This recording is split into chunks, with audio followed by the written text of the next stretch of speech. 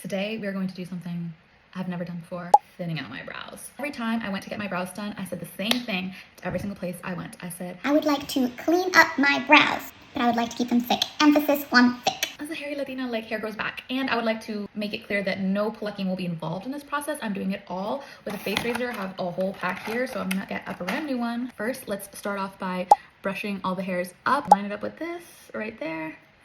Okay, let's make that little line so that's where the brows shall end. Not a very dark line. Trim with scissors.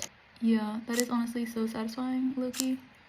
Yeah. I feel like really nice for 2026 to be able to do my own brows. They already immediately flop back down. Like, girlies, I'm gonna need you to get it together. Rise up and stay up. And I'm just gonna, maybe I have to cut in the opposite direction. See, I'm just really not a lefty. Like, I'm not even remotely ambidextrous. Like, it's right hand all the way through.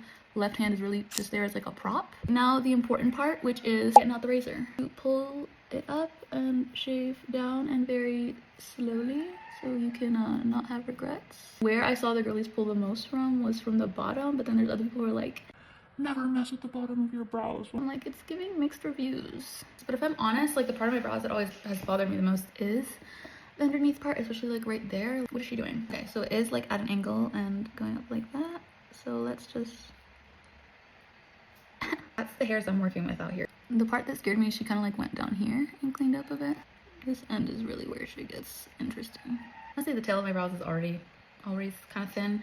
I know there was a point now where people were just like cutting off the tail. Like, I feel like I don't have to cut off the whole tail, but maybe like this little tiny scraggly ass little bottom. Like, I don't know. I feel like the cleanness of this brow, ignore the little cut, and then versus this brow. And now for this side. It's definitely giving an improvement. Like, the brows are clean. Would anyone consider these thin?